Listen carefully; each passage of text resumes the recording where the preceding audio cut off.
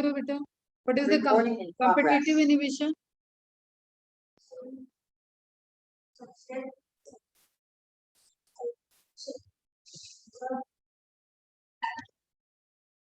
Same molecular mass, molecular structures like a structure which occupied the position.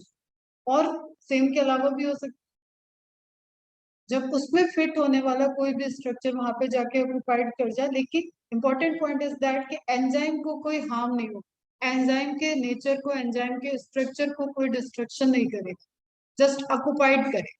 Okay, फिर inhibitor को activity को कम करने के लिए हमें क्या करना पड़ेगा? What to do for the increase the binding probability of substrate and enzyme? Substrate के कंसेंट्रेशन को हाई कर, इनहिबिटर से सबस्ट्रेट का कंसेंट्रेशन हाई हो जाएगा तो इनहिबिटर की बाइंडिंग प्रोबेबिलिटी लो हो जाएगी, सबस्ट्रेट की बाइंडिंग प्रोबेबिलिटी बढ़ जाएगी। बेटा आप लोग को स्क्रीन दिख रही है? Atharva, Diksha, Kritika, screen is visible?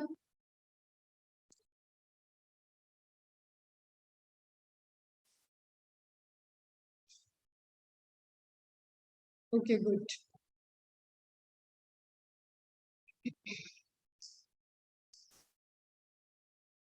Non competitive में क्या होगा?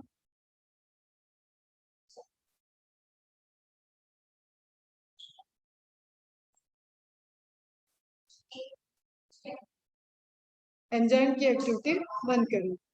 केएम पे क्या इम्पैक्ट पड़ेगा नॉन कॉम्पिटिटिव में?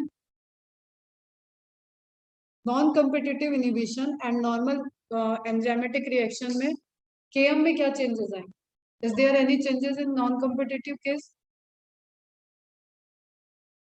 नहीं होगा, ठीक है। KM will be constant. Vmax में चेंज होगा, Vmax में चेंज होगा, हाफ Vmax में चेंज होगा, ठीक है। Vmax की वैल्यू चेंज हो जाएगी, तो Vmax चेंज होगा तो हाफ Vmax भी चेंज होगा। यस बेटा। और कॉम्पिटिटिव के केस में केएम की वैल्यू चेंज होगी। कॉम्पिटिटिव के केस में सबस्ट्रेट कंसेंट्रेशन आपने बढ़ाया तो ऑब्वियसली केएम की वैल्यू चेंज होगी, लेकिन Vmax कांस्टेंट रहेगा, क्योंकि उस सिस्टम में enzyme as it is present है, बस वो फ्री नहीं हो रहे। तो जब भी वो फ्री होंगे, अगर सबस्ट्रेट प्रेजेंट है वहां पे, तो एंजाइम सबस्ट्रेट कॉम्प्लेक्स बनेगा और रिएक्शन परफॉर्म हो जाएगा। तो वेलोसिटी मैक्सिमम है कि मतलब number of product form, that is the velocity. उस रिएक्शन में, उस सिस्टम में कितने प्रोडक्ट बनेंगे, आउटकम कितना है, तो आउटकम तो आएगा। इंस्टेड की जब जब इनहिबिटर हटेगा और सबस्ट्रेट से बाइंड करेगा तो वहां पे आउटपुट आ जाएगा। क्लियर है बेटा? तो केएम वैल्यू आई थिंक सबको क्लियर है, और ये बियॉन्ड द एनसीईआरटी थोड़े इंपॉर्टेंट पॉइंट्स थे जो आपको समझ में आना चाहिए। तो high KM indicates low affinity while low KM shows strong affinity with the substrate. ये सबस्ट्रेट के साथ एफिनिटी है, इनहिबिटर के साथ नहीं है। प्रोटीएज एंजाइम है which act on protein, acts on different proteins, क्योंकि protease is a category. Proteins जिस तरीके से नंबर ऑफ प्रोटीन्स प्रेजेंट है, उसी तरीके से नंबर ऑफ प्रोटीएज प्रेजेंट है। तो protease a group of enzymes which act on the proteins which perform the hydrolysis of proteins. Okay बेटा? तो ऑब्वियसली प्रोटीएज की कई सारी कैटेगरी हो जाएंगी। वो एसिडिक प्रोटीन पे डाइजेस्ट कर सकता है, वो बेसिक प्रोटीन को डाइजेस्ट कर सकता है, वो न्यूट्रल प्रोटीन पे वर्क कर सकता है, वो डिफरेंट पीएच पे वर्क कर सकता है। दैट्स व्हाई केएम वैल्यू भी वेरी करेगी। किस प्रोटीन की बात कर रहे हो आप, किस प्रोटीएज की बात कर रहे हो, तो उसके according number of protease vary, number of KM value vary. Category है protease, so it KM value will differ from the protein to protein. ठीक है, सेम वे में लाइपेज के लिए हो जाएगा, सेम वे में न्यूक्लियस के लिए हो जाएगा कि किस न्यूक्लिक एसिड पे वो एक्ट कर रहा है, डीएनए पे कर रहा है, आरएनए पे कर रहा है, आरएनए में किस आरएनए पे कर रहा है, आरआरएनए पे कर रहा है, टीआरएनए पे कर रहा है, एमआरएनए पे कर रहा है। तो क्योंकि एंजाइम स्पेसिफिक है, इसलिए जितनी आप स्पेसिफिसिटी की बात करोगे उतने टाइप्स ऑफ एंजाइम वहां पे आएंगे। तो एक कैटेगरी ऑफ एंजाइम के केएम वैल्यू वेरिएशन शो करेंगे, और यही मैंने कल आपको कहा था। इस सारे वेरिएशन से रिलेटेड ग्राफ आपको एंजाइम काइनेमेटिक्स करके पूरा सेक्शन है वो पढ़ना पड़ेगा आपको फर्स्ट ईयर एमबीबीएस में। Okay, allosteric enzymes do not show typical Michaelis Menten constant, मतलब टिपिकल कांस्टेंट Km वैल्यू को वो रिप्रेजेंट नहीं करेंगे, बिकॉज उसके लिए समझना पड़ेगा कि एलोस्टेरिक है क्या। ओके, दैट्स व्हाई यहाँ पे पॉइंट तो कंप्लीट कर लेना। They do not obey the law of Km constant. Km value constant रहे एक एंजाइम की for particular specificity of substrate, वहां पे Km वैल्यू कांस्टेंट रहेगी। अब इन प्रेजेंस ऑफ इनहिबिटर आप उसमें चेंज देख लो, लेकिन अगर आपने सिस्टम बना लिया तो वो Km वैल्यू ऑलवेज कांस्टेंट होगी कि उसकी कितना रेट ऑफ रिएक्शन है उसको ट्रांसफर करने का, दैट इज कांस्टेंट। जब substrate constant, enzyme constant, reaction constant, तो ऑब्वियसली Km वैल्यू कांस्टेंट हो गई। क्लियर है? इसका डेरिवेशन पढ़ना पड़ेगा, Km वैल्यू ऑलवेज कांस्टेंट क्यों होती है, Vmax हाफ Vmax का कैलकुलेशन आता है, तो सब आप पढ़ोगे detail. Km mostly lies between 10 की power -6 to 10 की power -1 to -6 volt. Okay बेटा, substrate concentration. This is the substrate concentration for half Vmax. उस पर्टिकुलर एंजाइम की मैक्सिमम वेलोसिटी की हाफ वेलोसिटी को अचीव करने के लिए जितना सबस्ट्रेट कंसंट्रेशन लगेगा, इसका रेंज है कि 10 की पावर -1 टू 10 की पावर -6 मोल के रेंज में ही वो वेरी करे। ओके बच्चों, अब बात आती है एलोस्टेरिक वर्ड आया तो उसके लिए पहले हमें समझना है कि what is allosteric enzyme. Okay, simple सी कहानी है, एक स्टोरी पहले समझते हैं कि किसी चीज का प्रोडक्शन हम करा रहे थे, उसी के लिए एंजाइमेटिक मैकेनिज्म वर्क कर रही है, and it can be a multi step process, it can be a two step process, it can be a single step process. But बात क्या है कि सबस्ट्रेट का कंसंट्रेशन है एंड प्रोडक्ट का कंसंट्रेशन, ये रिएक्शन चल रहा है, बीच में एंजाइम अपना रोल प्ले कर रहा है। ओके, समझ में आ रही बात? अब इसके पास था, एंजाइम के पास था active site for the binding of substrate. Okay, now कुछ ऐसे एंजाइम जो कि प्रोडक्ट कंसंट्रेशन बढ़ गया या ऑप्टिमम लेवल तक प्रोडक्ट जितना रिक्वायर्ड है उतना पहुंच चुका है, तो वो खुद ही अपने आप अपनी सिंथेसिस को इनहिबिट करेगा। इनहिबिट मतलब रोक रहा है। ओके, तो वो कैसा हुआ, फीडबैक इनहिबिशन। जैसे जस्ट सपोज पहली बार तुम मेरा लेक्चर लेने आओगे, तुमने मेरे से लेक्चर डिलीवर किया, तो ऑब्वियसली मैनेजमेंट से संजय सर आएंगे, पूछेंगे, फीडबैक लेंगे, तो मैडम ने कैसा पढ़ा है, कुछ पल्ले पढ़ा है या ऐसे ही, ठीक है, तो तुम अपने कमेंट दोगे, बहुत ही बेकार पढ़ाती है, पता नहीं क्या ही बोलती है, पढ़ाती कुछ पहुंच कहीं जाती है। ठीक है, तो जो बुक से पढ़ने वाले बच्चे होते हैं वो कतई मेरे को पसंद नहीं करते, वो सो जाते हैं मेरे। क्लियर? क्योंकि चैप्टर कुछ और चल रहा होगा और तुम्हारे साथ में 3 चैप्टर चलने की प्रोबेबिलिटी बहुत हाई। समझ में आई बात? तो सिंपली आपने क्या दिया, फीडबैक दिया। फीडबैक अच्छा तो madam permanent for you, feedback खराब मैडम की जॉब ले गई थी। क्लियर है? तो उसी तरीके से क्या है बेटा, फॉर्मेशन ऑफ प्रोडक्ट तो चल ही रहा था, प्रोडक्ट ने अपना ही प्रोडक्शन रुकवा दिया, फीडबैक इनहिबिशन हो गया। उसने बोला अभी हम सफिशिएंट अमाउंट में बन गए हैं, जरा रुक जाओ, थमो, हमें यूज होने दो, फिर हमारा प्रोडक्शन कराना, otherwise it would be toxic situation for cell. आई बात समझ में? सिंपल सी बात, मम्मी घर में खाना बना रही है, अंदाजा नहीं लग रहा है कितने लोग हैं, कितना खाएंगे, नए नए मेहमान आए, विचित्र विचित्र प्राणी, तो मम्मी ने अगर एक बार में सारी पूड़ी सारी रोटियां सेक के रख दी तो हो सकता है वो यूज ही ना हो, तो एक टाइम तक जब तक उनके पास इकट्ठे हो जाएंगे वो वेट करेंगे, बीच में एक मीडिएटर लगे रहेंगे, देखते रहना प्लेट में है क्या और चाहिए क्या, उधर खत्म हुआ इधर फिर से प्रोडक्शन स्टार्ट हो जाएगा, तो utilisation will restart the formation of product, utilisation होना, लेकिन बीच में स्टॉप हो गया। समझ में आई बेटा बात? समझ में आ गई? एकदम क्लियर? अब इसको थ्योरी में आ जाते, accumulation of and product, and product लिखा है मतलब मल्टी स्टेप प्रोसेस।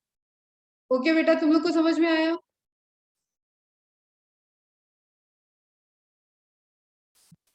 समझ में आया तुम लोग को अथर?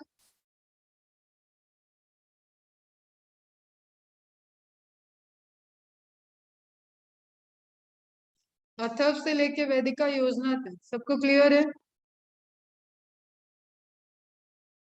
भाई तुम लोग सुनते भी हो कि नहीं? इतना टाइम क्यों लगता है एक वाई टाइप करने में? मैं टाइप करके दिखाऊं कितना टाइम लगेगा? क्लियर है? चलो आगे बढ़ते, फिर इसको थ्योरी में समझो। Accumulation of and product, clear? जैसे जस्ट सपोज ले लेते फिर से कुछ एग्जांपल, सुक्रोज बना रहे हैं, ठीक है, सुक्रोज बना रहे हैं तो सुक्रोज इनहिबिट करेगा कि मेरा अमाउंट अभी बढ़िया अच्छा खासा बन गया है, या तो मुझे स्टार्च में कन्वर्ट कर दो, स्टार्च के कन्वर्जन के लिए वेट करो, या तो मेरा फॉर्मेशन अभी रोक दो थोड़ी देर, ठीक है, मेरा यूटिलाइजेशन हो। एंड प्रोडक्ट कॉजेज इनहिबिशन, और ये एकदम गलत एग्जांपल दिया है, सुक्रोज कभी ऐसा नहीं करता। एलोस्टेरिक एंजाइम सारे नहीं होते, ये तुम लोग क्योंकि सुक्रोज सुक्रोज दो तीन नाम जान रहे हो इसलिए मैंने ये एग्जांपल दिया है जस्ट।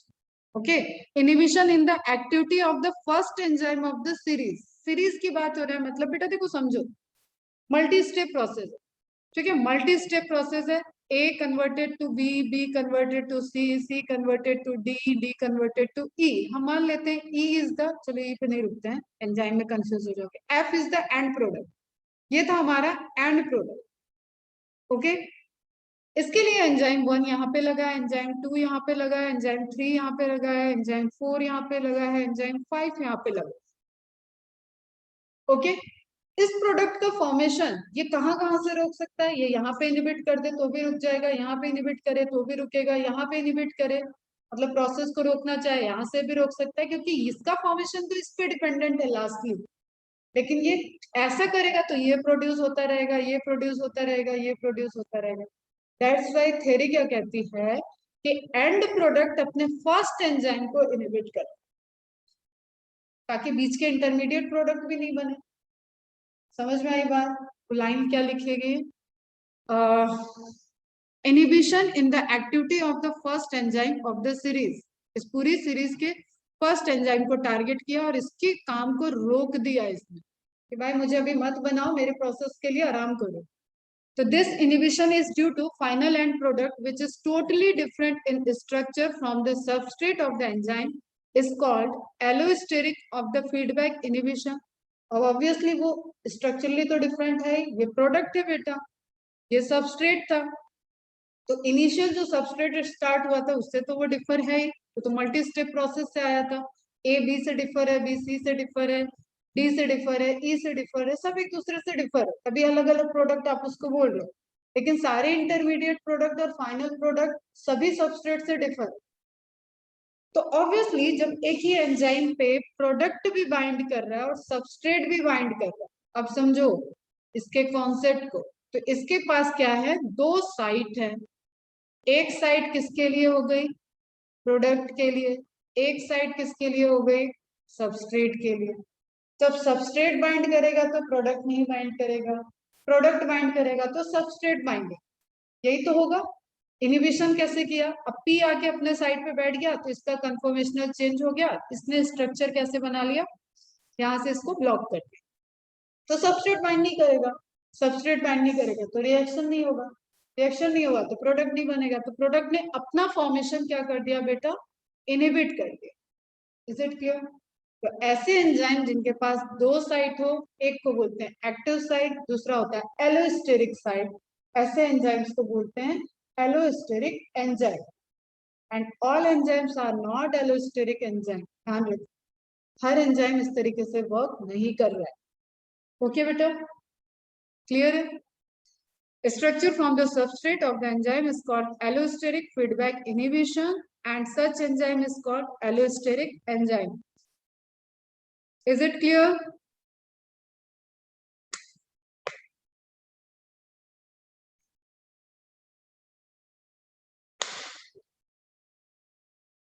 तुम लोग रिप्लाई कर दिया करो, उससे मुझे टाइम भी पता चलता है। चलो, तो फीडबैक इनहिबिशन क्लियर है, समझ लो आप, जैसे मैंने कहानी सुनाई वही दिख रहा है। बिगनिंग ऑफ मेटाबॉलिक पाथवे मतलब this is the substrate, substrate से जो एंजाइम बाइंड कर रहा है वो पहला एंजाइम होगा, पहला स्टेप होगा, ठीक है। इंटरमीडिएट मतलब intermediate product EP, EP2, EP3 कर दे, हाँ, फाइनली प्रोडक्ट अलग हो रहा है मतलब P3 को अलग कर देते हैं, और चलो ये फाइनली प्रोडक्ट बना है तो 4 कर लेते हैं और एंजाइम अलग हो जाएगा, वो अलग दिखाया हुआ है। तो तुम्हें ये क्या दिखा रहा है कि इस रिएक्शन के लिए एक एंजाइम है, इस रिएक्शन के लिए एक एंजाइम है, इस रिएक्शन के लिए एक एंजाइम है, इस रिएक्शन के लिए एक एंजाइम है। तो लास्ट वाला प्रोडक्ट फर्स्ट वाले एंजाइम पे जाके बाइंड किया और सबस्ट्रेट के बाइंडिंग को रोक दिया, कहानी खत्म, एक्टिव साइट ही नहीं बचा, बात खत्म हो गई प्रोडक्ट के फॉर्मेशन की। This is the feedback inhibition. जो बन रहा था उसी ने अपना बनाना रोक दिया, अपने आप को इनिबिट कर लिया। The final product inhibits first enzyme. The allosteric enzyme bears two types of the site, active site and allosteric site. The end product combines with the allosteric site, क्योंकि अभी तक की कहानी में हम पढ़ते आ रहे हैं कि सबस्ट्रेट एक्टिव साइट से बाइंड करता है। इसका मतलब दूसरे साइट को हमने नाम दे दिया allosteric site of enzyme and checks its catalytic activity. Catalytic activity को चेक करना मतलब कि उसकी catalytic activity को बंद कर दे, ठीक है। अब जैसे एलोस्टेरिक साइट फ्री होगा, फिर से एक्टिव साइट फिर से बाइंड कर जाएगा, फ्री हो जाएगा, उसका कन्फर्मेशन चेंज हो जाएगा, अगेन सबस्ट्रेट बाइंड हो जाएगा, क्योंकि प्रोडक्ट यूज हो गया। जितनी रोटियां मम्मी बना के वेट कर रही थी, मेहमान थोड़े ज्यादा ही भयंकर थे, वो सारे खत्म होने वाला है। फिर से तवा चढ़ाएंगे, फिर से आटा लेके रोटी बनाना शुरू कर देंगे ताकि किसी को कमी ना। समझ में आए? तो एक कंसंट्रेशन, एक लो amount of concentration of product will decide reactivity of that mechanism. Is it clear? Zero नहीं होगा, जीरो कुछ भी नहीं होता अपने बॉडी में। The end product combines with allosteric site of an enzyme and checks its catalytic activity. सब alarming situation है बेटा बॉडी में। सब लो लेवल पे जाना मतलब बंद हो जाना, लो लेवल पे जाना मतलब अलार्म आना। जैसे देखा है ना, पेट्रोल का इंडिकेटर देखा होगा कार में, स्कूटी में, वहां हमेशा एक रेड वाला जोन है, उसमें चलते रहने के बीच में पेट्रोल भरा हुआ। कुछ लोग इतने महान बात है उसके भी कांटे को पहचानते हैं। जब तक वो एकदम ऐसे नहीं हो जाएगा, अभी ये 5 किलोमीटर और चल रही, वो पता हो, तब जाके वो पेट्रोल पंप जाएंगे। तो that is the alarming situation. तो अलार्मिंग सिचुएशन ही रहेगा, वो अपना सिंथेसिस बढ़ा देगा फिर से, तो हट जाएगा एलोस्टेरिक साइड से। Now active side will be form. Active side form हो गया तो सबस्ट्रेट प्रेजेंट होगा, सबस्ट्रेट एलोस्टेरिक एंजाइम से बाइंड कर जाएगा via the active site and formation of products again start. Due to change in shape of enzyme, conformational change is very important in case of protein reactivity beta. हमेशा जब कुछ bind करेगा तो उसका conformational change करेगा, उसके bond को rotate कर देगा। Okay, of enzymes become unfit for making complex with its substrate. Simple सी चीज समझो आप, देखो ये है एक्टिव साइड, ये है एलोस्टेरिक साइड, सबस्ट्रेट बाइंड करेगा यहाँ पे, तो इसका कंफर्मेशन चेंज, ये बंद, प्रोडक्ट आके ये बाइंड नहीं कर सकता है, ठीक है। प्रोडक्ट आके यहाँ पे बाइंड कर गया, यहाँ पे प्रोडक्ट बाइंड कर गया, तो इसका शेप चेंज, ये बंद, तो सबस्ट्रेट आके बाइंड नहीं कर सकता। तो एक टाइम में एक साइड ब्लॉक रहेगी, एक साइड ओपन होगी। That is the characteristics of allosteric enzyme, जो फीडबैक इनहिबिशन में रोल प्ले करता है। ओके, एलोस्टेरिक हटा मतलब प्रोडक्ट हटा, तो सबस्ट्रेट की बाइंडिंग का टाइम आ चुका है, प्रोडक्ट के फॉर्मेशन की बात आ रही है। प्रोडक्ट फॉर्मेशन होता गया, हाई अमाउंट हो गया प्रोडक्ट का, प्रोडक्ट जाके बाइंड कर जाएगा, यहाँ पे अब सबस्ट्रेट बाइंड नहीं कर सकते। क्लियर? तो मतलब देखो अगेन कंसंट्रेशन मैकेनिज्म वर्क कर रहा है ना। हाई अमाउंट ऑफ पी, तो binding probability of P is higher. High amount of S, तो binding probability of S is higher. समझ में आ रही है बात? इन सबके ग्राफ पढ़ना बड़ा मजा आएगा तुम लोग को आगे पढ़, हम पढ़ाते रहेंगे तो हमारा तो चैप्टर ही नहीं। द इनिबिटर एंड प्रोडक्ट, अब यहाँ पे इनिबिटर की तरह खुद एंड प्रोडक्ट ही वर्क किया, ये कोई कॉम्पिटिटिव इनिबिशन नहीं हुआ, ये कोई नॉन कॉम्पिटिटिव इनिबिशन नहीं है, वो खुद के ही प्रोडक्शन को इनिबिट करे। तो प्रोडक्ट कैसे बिहेव कर रहा है बेटा? इनिबिटर की तरह। Is also called modulator. Direct question, modulator of enzymatic reaction is what? It is the end product of that particular metabolic pathway which interact with the functionality of first enzyme of that particular metabolic pathway. Is it clear? समझ में आ गई बात? The allosteric inhibition is reversible, concentration dependent है, खत्म ये भी नहीं कर रहा है, एंजाइम को डिस्ट्रॉय नहीं कर रहा है, जस्ट इनहिबिट किया था, उसके बाद अलग हो गया, एक्टिव साइट फॉर्म हो जाएगी, एक्टिव साइट से सबस्ट्रेट बाइंड कर जाएगा। Clear? When the concentration of the end product is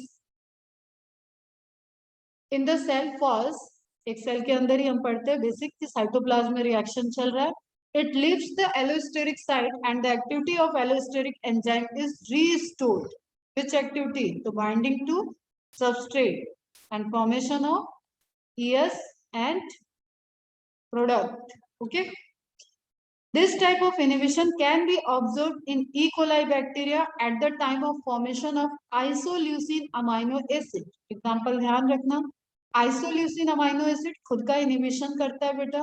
isoleucine amino acid role play करेगा प्रोटीन के फॉर्मेशन में, उसके सिंथेसिस को रोक दोगे, प्रोटीन की सिंथेसिस रुक जाएगी. दिस इज अमाइनो एसिड जो प्रोटीन के अलावा और मल्टीपल पाथवेज में जाती है, बैक्टीरियल पाथवे में रोल प्ले करता है. आपको तो सिर्फ नाम याद रखना है. और आइसोल्यूसिन का एक हाई कंसेंट्रेशन उसकी सिंथेसिस को इनहिबिट करता है. Example Escherichia coli, E coli, that is a bacteria. Formation of isoleucine is stopped further when it has been formed in optimum quantity, मतलब threshold value किसी चीज की higher value. Okay, maximum performance वहीं पे चल रही थी. अब इससे ज्यादा करोगे तो उसकी परफॉर्मेंस डाउन होगी, इसलिए खुद के ज्यादा मतलब it is like, I think तुम समझ रहे हो. ठीक है, जरूरत है 50 लोगों की और भेज देंगे 500 लोगों को, तो वो काम होगा या काम बिगड़ जाए. ठीक है, उसी तरीके से 50 चाहिए, 50 तक थ्रेशोल्ड वैल्यू पहुंच चुकी है, इतने एंजाइम को यूज होने दो, फिर हमारा सिंथेसिस फिर से बढ़ाना. तो आइसोल्यूशन is basically and product. This is amino acid. ये इनहिबिट किसको कर रहा है? अपने ही सिंथेसिस करने वाले enzyme. So the end product isoleucine works as inhibitor at the first stage. Similarly, ये देखो, ये बहुत इंपॉर्टेंट पार्ट है. ये अगेन तुम्हारा सेलुलर रेस्पिरेशन का है, ग्लाइकोलिसिस से क्वेश्चन भी पूछा जाता है, और एंजाइम एलोस्टेरिक है. दिस इज अगेन 2 चैप्टर से रिलेटेड क्वेश्चन है.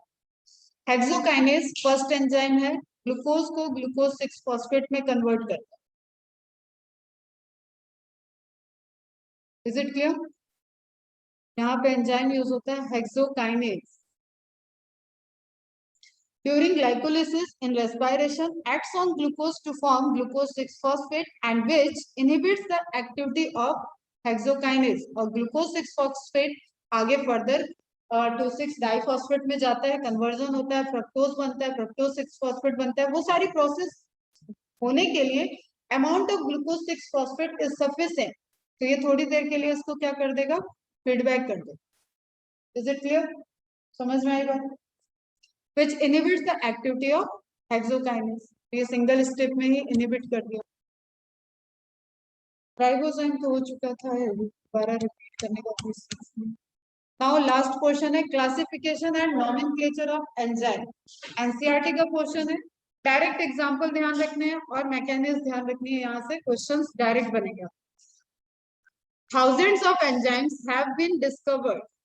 ढूंढे जा चुके हैं, आइसोलेट किए जा चुके हैं, स्टडी कर चुके हैं, क्रिस्टलाइन कर चुके हैं, लैबोरेटरी में प्रेजेंट है. Most of these enzymes have been classified into different groups. Classify किया जाएगा उनको. क्लासिफिकेशन जैसे आप बायोडाइवर्सिटी में लिविंग ऑर्गेनिज्म को क्लासिफाई करते हो, प्लांट को प्लांट बोल रहे हो, एनिमल को एनिमल बोल रहे हो, उसी तरीके से एंजाइम्स को एंजाइम की कैटेगरी के अकॉर्डिंग क्लासिफाई किया जाएगा.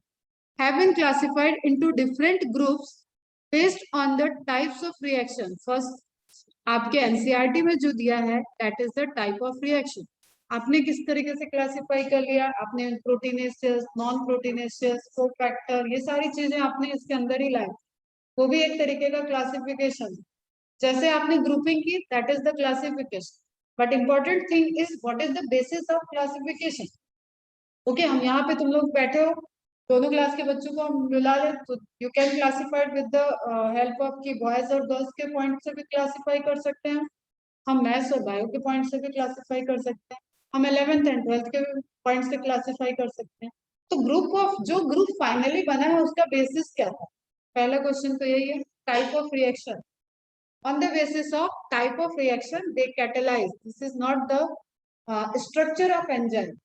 This is not dependent on the कि आप एंजाइम के स्ट्रक्चर को पढ़ रहे हो कि उस एंजाइम की क्या क्वालिटी है, किस तरीके का स्ट्रक्चर है, कौन सा फंक्शनल ग्रुप है, वो सब यहाँ नहीं है क्लासिफिकेशन.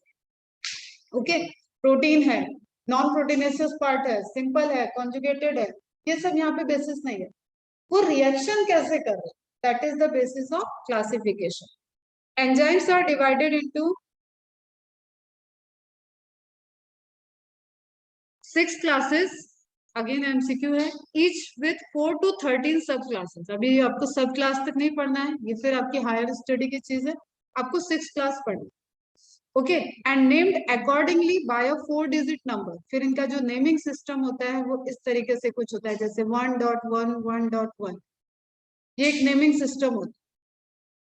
ठीक है, अब ये जब आप पढ़ोगे नेमिंग सिस्टम तो उसके अकॉर्डिंग आपको पता है कि ये 1 क्यों है, ये 1 क्यों है, ये पोजीशन क्या है, ये पोजीशन क्या है, वो सब पढ़ना नहीं है। ठीक है, अभी नहीं पढ़ना। तो 4 डिजिट नंबर और ई इससे रिप्रेजेंट करते हैं कि वो नेम क्या है। अब इसको जो लोग क्लासिफाई करते हैं वो इसका नाम बता सकते हैं, इसको देख के ही 1111 एक तरीके का कोड नेम हो गया, जैसे आयुपैक नेम आप केमिस्ट्री में देख रहे हो उसी। ऑक्सीडो रिडक्टेज फर्स्ट आ गया आपका, ऑक्सीडो रिडक्टेज और डिहाइड्रोजिनेसिस रिएक्शन का नाम उसके नाम में ही छिपा हुआ है एंजाइम की कैटेगरी में। ऑक्सीडो रिडक्टेज मतलब ऑक्सीडेशन भी होगा, रिडक्शन भी होगा, this is a redox process. तो ऐसे एंजाइम जो ऑक्सीडेशन और रिडक्शन दोनों करते होंगे वो इस कैटेगरी में आ जाएंगे। डिहाइड्रोजिनेसिस मतलब हमेशा वहां पे क्या होगा, वाटर मॉलिक्यूल निकल रहा होगा, डिहाइड्रोजिनेशन रिएक्शन होगा। ऐसे एंजाइम्स क्या करेंगे आपके, ऑक्सीडोस रिडॉक्स रिएक्शन करेंगे। Enzymes which catalyse oxido reduction between two substrate S and S dash. Example, यहाँ पे कुछ एग्जांपल आपको बाद में बात कर रहे हैं, पहले देखो एकदम सिंपल वे में बताया कि S रिड्यूस होगा, S डैश ऑक्सीडाइज हो रहा है, तो S फाइनली क्या हो गया, ऑक्सीडाइज्ड हो गया, और S क्या हो गया, रिड्यूस।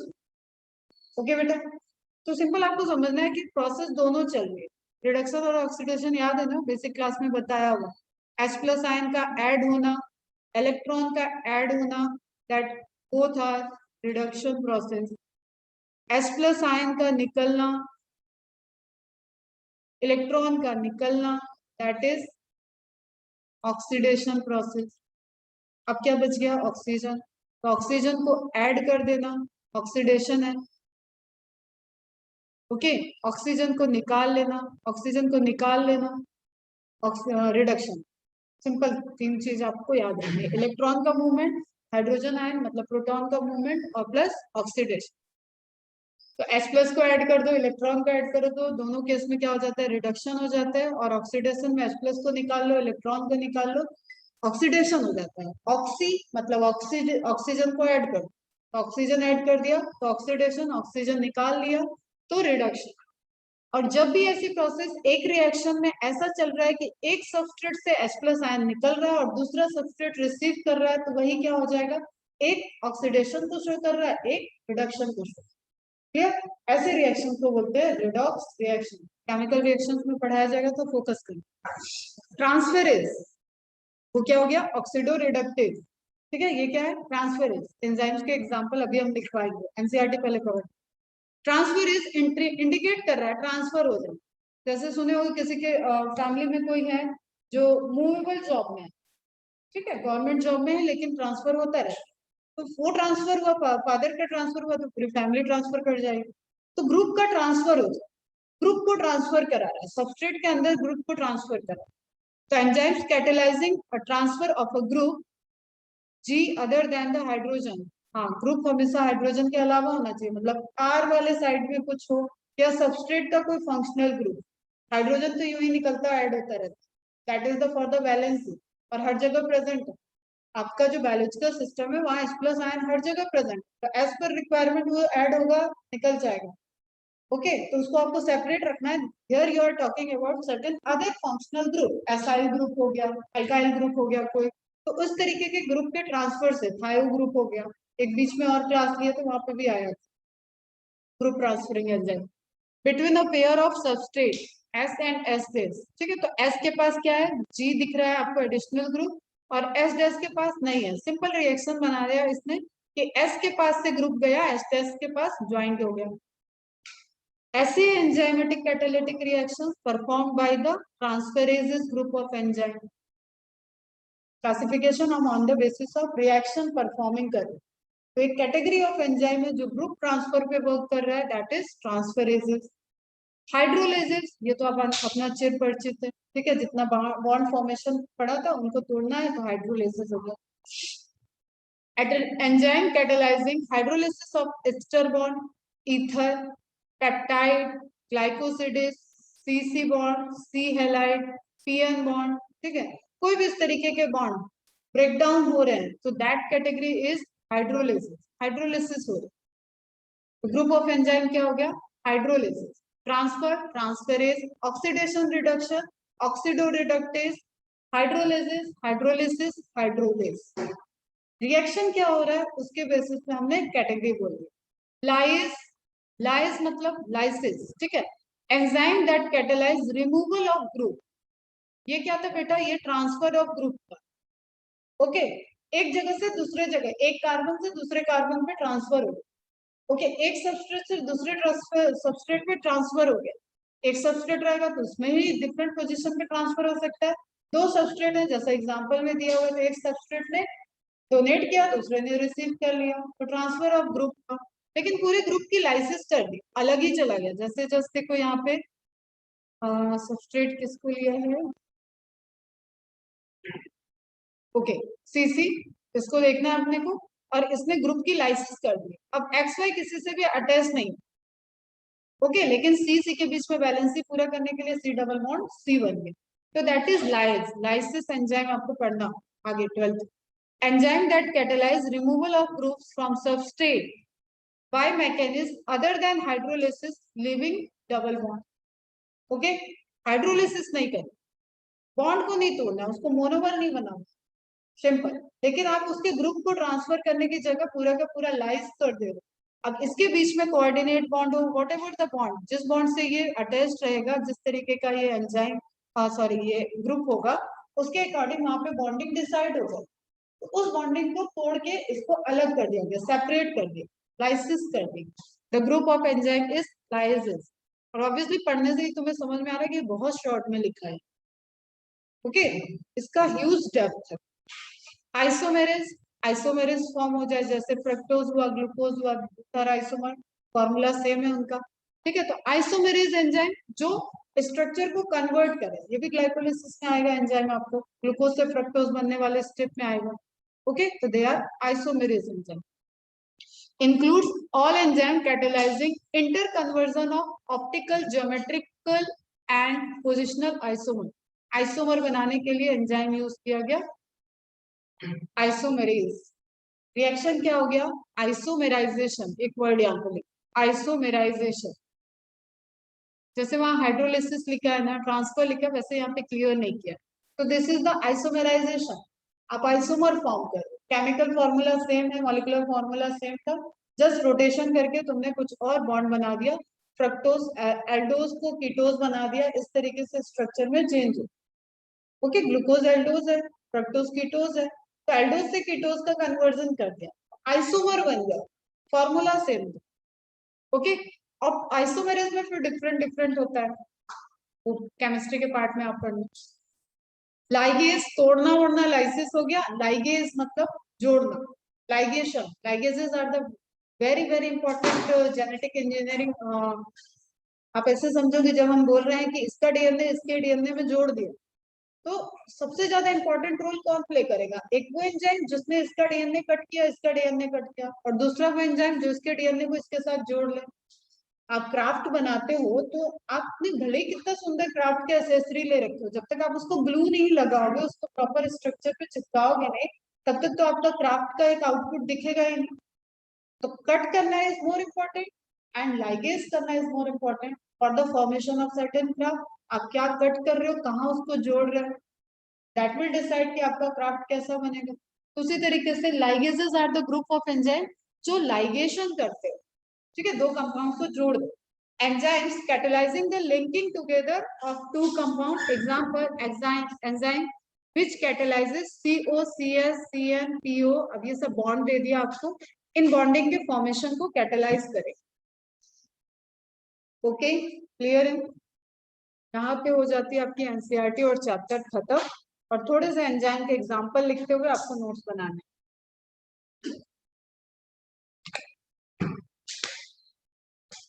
ऑक्सीडो रिडक्टेज डिहाइड्रोजनेज जो फर्स्ट क्लास था, ट्रांसफर ऑफ H+O- एटम और electron from one substance to other, चाहे वो ले रहा होगा चाहे वो दे रहा होगा, छुपा है इसमें, ठीक है।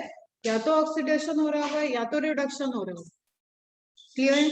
ऐसे ग्रुप ऑफ एंजाइम को क्या बोलेंगे? ऑक्सीडो रिडक्टेज फर्स्ट क्लास था आपके एनसीईआरटी में। एग्जांपल में लिखो एनसीईआरटी में ही पेंसिल से, cytochrome oxidase and alcohol dehydrogenase enzyme, cytochrome oxidase and alcohol dehydrogenase enzyme.